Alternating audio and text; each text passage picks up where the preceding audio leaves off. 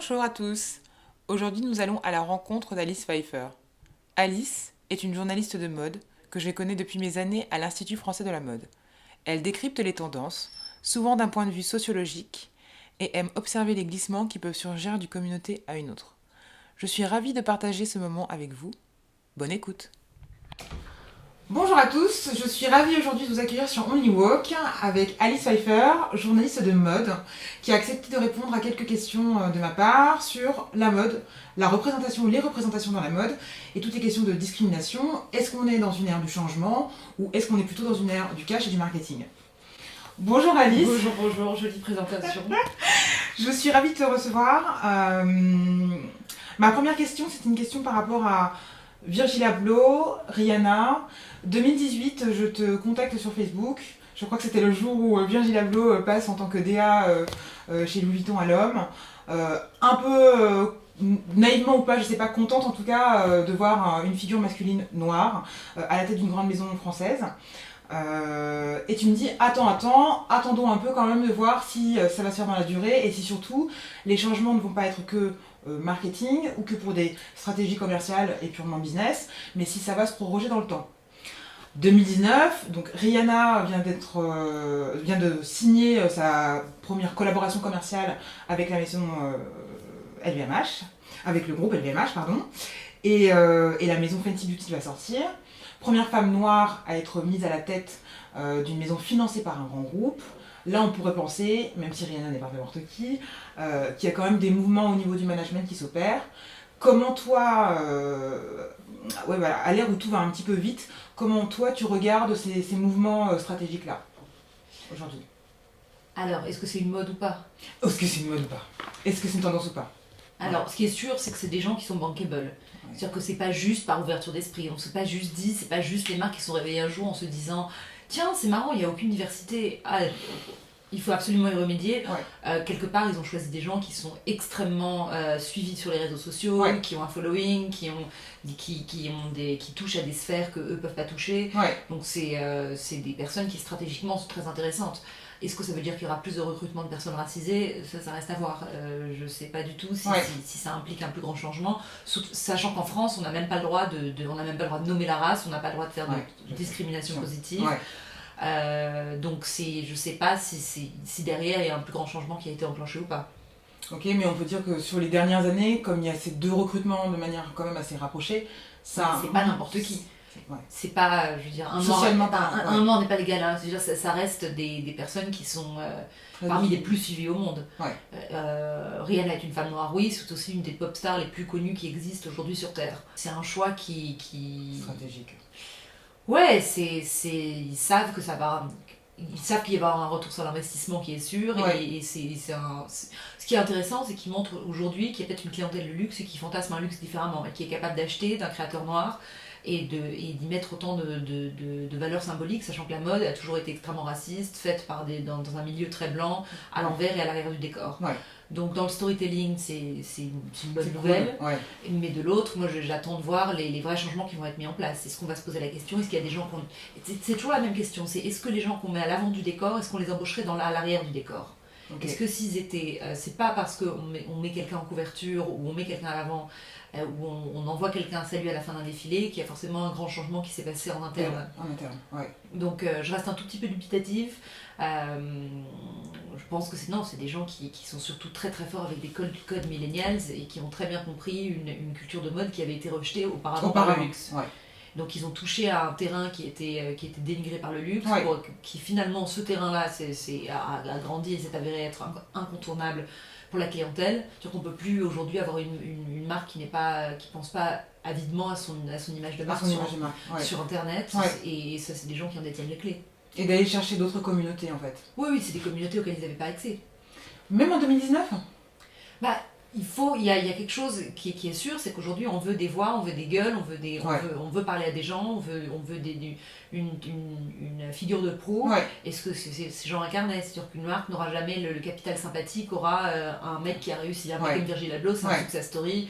Il a commencé derrière Kanye West, il était dans l'ombre, mais il avait toute la crédibilité. Il avait toutes les études qui vont avec, donc il avait aussi la crédibilité d'avoir un parcours d'architecte. C'est moins intimidant qu'un mastodonte comme Kering ou Louis Vuitton, qui sont des structures énormes. Là, c'est des gens dont on a l'impression d'avoir suivi le succès depuis des années. Depuis des années, ouais. Ouais, c'est vrai. Donc là, on est plutôt côté business. Si on passe côté grand public, là, je bascule que sur un article que j'ai lu. Alors, on reste sur la question de l'image, de la représentation et des femmes racisées. Sur un article que tu as écrit sur Nabila, qui s'intitulait Mode quand Nabila invente la poste parisienne. C'est la meilleure, Nabila. C'est la Kardashian française, selon toi? Mais elle est mieux. Alors, de loin, mais c'est la plus forte de toutes pour moi. C'est-à-dire qu'elle a quand même réussi à s'en sortir parce qu'elle a été castée de façon complètement odieuse, parce que pour sa plastique, moquée, tu sais, c'était vraiment, on l'a casté pensant, la jetant dans une catégorie de beurette, entre guillemets, de cagole, et aujourd'hui elle a complètement retourné la machine, et c'est une vraie forme d'empowerment ce qu'elle fait. Elle apparaît sur la couverture du Playboy, c'est une businesswoman. Elle a défilé pour Gaultier, je crois. Elle a défilé pour Gaultier. Donc non, moi c'est un success story que je trouve absolument génial. Surtout quand elle revient de loin, elle revient de Énergie 12 et qui surnommée par GQ la chaîne Télécagole. Donc quand tu vois la limitation des stéréotypes de ce qui peut incarner une femme française, c'est quand même génial de voir qu'une fille avec ce parcours-là tout fait pour devenir vraiment du poil à gratter, tu sais, c'était qu'une femme qu'on voulait lorgner, qu'on voulait lorgner d'un côté et enfoncer de l'autre. Donc mi-fantasme, mi-moquerie, et finalement elle arrive à s'en sortir de tout ça. Moi je trouve qu'elle arrive à sortir son épingle du jeu. Très bien son épingle du jeu. Et justement, alors il y a un parallèle que tu fais dans ton article et que je trouve intéressant. Tu parles du maquillage performatif, donc tu décris l'image de la parisienne comme plutôt une élégance effortless. Je fais référence à une autre vidéo que j'ai faite sur le sujet en reprenant ces piliers-là. Mais alors que elle, Nabila, quand tu la décris, c'est tout le contraire, puisque elle, quand elle essaie de copier, d'imiter, ou en tout cas de réinventer l'image de la parisienne, c'est une parisienne dont le brushing est super bien fait, avec le halo et la chaussure d'Amélie Pichard, mais un rouge à lèvres fantastique, et quand tu regardes son Instagram aujourd'hui, il est digne d'une Kim Kardashian. Du coup, ma question c'était... Mi-Kardashian, mi-Jeanne Damas. Mi-Kardashian, mi-Jeanne Damas. Parce qu'elle a quand même une forme d'élégance, une forme de candeur en fait. Et puis elle joue sur des codes qui sont parisiens. On la voit quand même avec c'est des photos d'elle à Paris ou à Londres, mais toujours beaucoup plus chic. Le carré, le rouge à lèvres rouge. Elle a lancé sa marque de rouge à lèvres en même temps que Jeanne Damas. Nab Cosmetics. Nab Cosmetics, ouais. Mais c'est vrai qu'elle a décidé d'incarner la France pour le monde étranger. Est-ce qu'on peut dire du coup qu'elle a complètement transformé ce mythe? Je fais le parallèle parce qu'il y a un autre article qui est tombé dans Slate.fr aussi sur est-ce que le mythe de la parisienne est plus proche d'Aya Nakamura que d'Inès de la Pressange? Est-ce que toutes ces stars populaires, en fait, j'ai envie de dire, elles sont pas en train de complètement faire changer la donne sur ce mythe? Complètement. Ce que le snobisme parisien n'attendait pas du tout, c'est qu'un jour, les médias dits de référence n'auraient plus forcément la main mise sur ce qui fait kiffer les gens. Il y a un article dans le Guardian qui est sorti qui disait c'est incroyable, ça peut être des articles. Il y a une vente d'objets que nous, on déclare vulgaires, donc nous étant la presse de mode, et qui pourtant marche extrêmement bien. Et donc il y a une dissociation complète entre ce que l'élite bien pensante considère et la viralité. Et en fait, c'est la viralité qui a gagné. Et c'est des filles qui ont compris qu'elles ne cherchaient pas à aller dans Télérama, mais en direct avec leur communauté. Elles sont en direct avec leur communauté, elles choisissent très bien pour qui elles parlent ou qui elles ne parlent pas, elles n'ont pas peur de parler, mais elles ont quelque chose de très abordable. J'ai qu'Aya Nakamura a fait des vidéos, je crois que c'était peut-être avec Brut, mais où elle a un franc-parler, elle est sur clic. Où elle est sur clic. Elle se montre, elle parle, plutôt que jouer à la femme silencieuse et éthérée derrière son nuage de cigarettes. Parce que les Parisiennes prennent rarement la parole, tu sais, les Parisiennes qu'on voit en Algérie, non, elles parlent pas beaucoup. Elles te montrent leur look, mais ça s'arrête à peu près là. C'est hyper intéressant.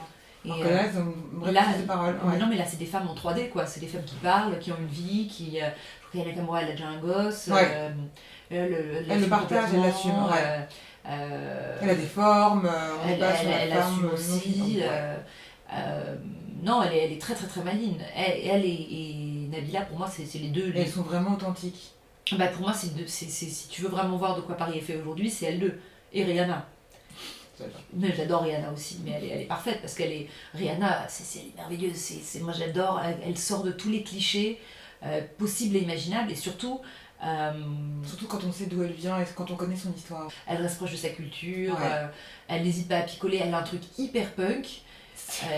Qui est extrêmement Qui drôle à voir ressort pour une ouais. fille qui a un following pareil. Alors que tout le monde vérifie à un millimètre près son image. L'image, ouais. Elle en a rien à faire. Elle enflamme des filles, elle enflamme des filles sur Instagram qui l'ont fait chier. Ouais, je sais. Elle ouvre sa gueule quand il le faut. Non, puis elle prend son rôle d'égérie sérieusement. Je crois qu'elle a fait quelque chose pour l'éducation des femmes à la Barbade. Ouais. Mais elle garde son franc-parler, elle garde son... Ouais. C'est un peu toute Elle largue ses mecs richissimes parce qu'elle en a marre. C'est un peu toute cette nouvelle vague, quelque part, de femmes extrêmement visibles, très populaires, mais en même temps proches, en fait, de leur communauté. Ouais, exactement. Ok. Télé-réalité et culture G. Pour ouvrir un peu plus la discussion sur le changement des standards et du mythe, on voit que la culture populaire est donc prise d'assaut pour permettre à une culture dominante à continuer à faire du cash. Est-ce que tu dirais que cette brèche s'ouvre, mais que quelque part, c'est juste un glissement de prise de pouvoir? Je m'explique. Tu as un Virgil Abloh, une Rihanna, un Jacques Mus qui habille Aya Nakamura. Donc tu as toutes ces marques un peu luxe qui commencent à voir qu'une certaine forme de luxe s'égorge. J'ai Ariana Grande. Ah oui, c'est... Ouais, c'est la nouvelle égérie. Ah, j'ai loupé ça. Ouais, c'est tout nouveau. Ah ok, ouais, parce que j'allais dire, je tiens quoi. Ouais, Givenchy, nouvelle égérie, mode. Mais tu vois, pour moi, c'est la culture dominante quelque part, parce que quand tu regardes la tête de ces maisons, ça reste des hommes blancs de plus de 45 ans, souvent, en qui costume sont gris. En costume gris, pas du tout très mode d'ailleurs. Mais ça comme les lois anti-avortement, c'est à chaque fois qu'il y a qu'il s'agisse des vêtements pour femmes ou qu'il s'agisse des décisions pour leur corps, c'est plein d'hommes blancs qui décident. Mais du coup, cette prise de décision-là, et notamment au niveau des maisons de luxe, est-ce que c'est pas justement, parce que c'est une question de cash quand même, c'est une question de marketing et de business, est-ce que c'est pas une façon de toujours garder le pouvoir? Bien sûr que si. Bah évidemment, c'est des boîtes qui font du business, c'est pas des entreprises culturelles. Okay. Donc évidemment, c'est par définition, ils doivent penser au revenu avant tout. Et je pense que c'est que ça a été des décisions qui sont prises, qui sont pas prises à la légère.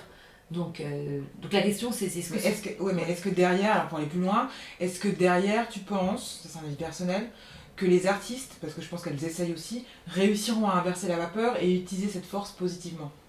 Je pense que si on peut le voir comme une forme de mécénat, on peut se dire, tiens, c'est une plateforme, c'est une commande, c'est une plateforme pour donner de la visibilité à XYZ. Et c'est ce que Rihanna a très bien fait avec Fenty Savage. Ouais. Ouais, c'est-à-dire que oui, alors elle a sûrement été financée par des hommes blancs, ou je sais pas exactement qui a financé sa marque, mais ce qui est sûr, c'est que ça a donné à voir une iconographie de corps qu'on n'avait jamais vue. Ouais. Et ça, c'est un bon exemple de prise de visibilité et de prendre le pouvoir, de prendre la lumière, et de se dire j'ai la lumière sur moi, qu'est-ce que je vais mettre en avant? Et tu vois que ces clips sont formidables, il y a une femme voilée, il y a plusieurs filles qui rentrent pas dans les canons d'extrême minceur, il y a des filles de toute ethnie, il y a une femme de 85 ans, je pense, qui pose également dans sa campagne. Donc ça, c'est une façon de démocratiser une image en passant par sa propre gloire. Donc elle met sa propre gloire à... Et même si la culture dominante reste celle qui a rien du cash. C'est de se dire, ok, peu importe d'où vient l'argent, tant que je peux le prendre et l'investir dans quelque chose... Oui, je pense qu'on est... Bah, de toute façon, les ministères aujourd'hui ont pas de sous du tout. C'est impossible de faire une marque qui soit éthique, entre guillemets, transparente. Enfin, transparente peut-être pas, mais c'est impossible de faire une marque aujourd'hui sans investisseurs. Où il faut venir de beaucoup d'argent et d'être autofinancé, et ça c'est très compliqué. Mais donc de toute façon, on va devoir dealer avec les groupes de luxe. Ils investissent énormément dans la culture, ils investissent dans des jeunes projets. Donc oui, je pense qu'aujourd'hui, on a un rapport qui est beaucoup plus décomplexé au capitalisme, qui n'était pas le cas avant. Avant, on était une vendue. C'était dur. Ouais. Et aujourd'hui, on accepte que de toute façon, on est dans une société qui est extrêmement en crise, qu'il n'y a plus d'argent pour qui que ce soit. Donc tant qu'à faire, au moins tu prends la thune et tu t'en sors de façon positive. Il faut arriver, en fait, là où je veux aussi aller, c'est il faut arriver à décomplexer ça dans les conversations, et notamment en France, où parler d'argent, c'est déjà quelque chose de compliqué. Parler d'argent, quand on veut s'engager, on essaie toujours de voir d'où ça vient, mais là de se dire, peu importe d'où ça vient, dans la limite des choses, tant qu'on le transforme en quelque chose de positif, c'est une bonne chose. Moi, je pense que c'est ça, je pense que dans la logique, c'est ça, parce que même si... Évidemment, il y a la question de qu'est-ce qui se passe dans les coulisses, qui est vraiment au règne du Comment, pouvoir, ouais. mais tu mets en place des images qui n'ont jamais été vues avant, qui n'ont jamais été shootées avant. Tu étends une audience, tu parles quand même à un public qui va se sentir rassuré. Moi, j'aurais adoré, plus jeune, avoir plus de possibilités. Moi aussi. Mais, Plus de possibilités, moins complexe, moins de croyances. Mais on a grandi avec Jeune et Jolie et 20 ans, quoi. C'est clair. Et donc, Jeune et Jolie, c'est un magazine Young and Pretty, tout est dit dans le Tout est dit titre. dans le titre, ouais. Donc ça, c'est déjà ça de prix, je pense. Même si c'est imparfait, elle le voit comme une businesswoman engagée. Ce sont des businesswomen engagées, je pense. Ouais. Ok. Dans la même forme de pensée stylistique versus représentation, tenue vestimentaire, j'avais envie aussi de parler un petit peu de politique, enfin là c'était parler de politique mais avec un grand P, mais parler de politique, vraiment de politique, avec les tenues des premières dames, qui quand on y pense, quand on regarde un petit peu les sujets sur internet... Je fais un petit clin d'œil là. Quand on y pense et quand on pense aux tenues sur internet, quand on pense à Michelle Obama, quand on pense à Brigitte Macron, on pense à des ambassadrices d'une culture nationale. Ça, c'est quand c'est vraiment tout au-dessus, première dame. Et puis, alors moi j'étais un petit peu plus interloquée par donc Sibeth Ndiaye, qui devient porte-parole du gouvernement, il y a à peu près un mois, parce que c'était début avril. Et quand des personnes accèdent au gouvernement, première chose, normalement, c'est de parler de leurs compétences et de leurs programmes, ce qu'ils ont prévu de faire. Et tout de suite, la twittosphère, qui est souvent particulière, s'est jetée sur son afro. Et c'est tout, ou en tout cas beaucoup de ce qui est resté. Ouais. Super. C'est beaucoup de ce qui est resté. Alors, on en parlait tout à l'heure en off, mais il y avait aussi des épisodes des baskets. Que c'était pas une coiffure appropriée. Mais c'est ses cheveux naturels. Donc justement, c'est exactement là où j'allais en venir. Si l'afro, donc une coiffure naturelle, n'est pas quelque chose d'approprié... Mais tout le monde a ses cheveux naturels. Marlène Schiappa, elle a des bouclettes, on lui dit pas comment tu oses. Voilà, c'est un des tweets qui m'a le plus marqué, c'était ça. Je pourrais le retrouver et te l'envoyer. Parce que ça, c'est imposé qu'aux femmes noires. Genre le cheveu naturel, moi j'ai le cheveu naturel. Donc est-ce qu'il y a un standard aujourd'hui, il y a des attentes, hommes ou femmes, mais plutôt femmes, parce que là c'est souvent elles qui en prennent plein la figure. Quant à ta posture quand tu travailles au sein du gouvernement ou que tu es une figure publique liée au gouvernement ou à la sphère politique en France. Attends, du coup la question c'est quoi? Est-ce qu'il y a un standard stylistique, des piliers, des grands... Oui, il y a un blanchiment des codes, ça c'est sûr. C'est le peu de politiciennes qu'on a eues qui étaient d'origine maghrébine par exemple. Quand on voit Najat Vallaud-Belkacem ou Rachida Dati, c'est des filles qui ont quand même, qui ont quand même lissé leur look pour entrer dans un look pseudo-Carla Bruni. Ouais. Et donc oui, non, ça demande malheureusement un blanchiment des codes qui est extrêmement hétéronormé aussi. Qui est un peu flippant parce que si effectivement on fait des commentaires à une femme sur ses cheveux, mais si c'est la seule à qui on fait des commentaires de ce genre, il y en a un vrai problème. Je pense que c'est extrêmement raciste. Je pense que c'est extrêmement raciste. Après, j'ai pas lu tous les retours et comment le gouvernement a géré ce point-là ou comment même si Sibeth Ndiaye a géré ce point-là. Je trouve qu'elle est assez forte. Je l'ai vu dans certaines émissions par la suite.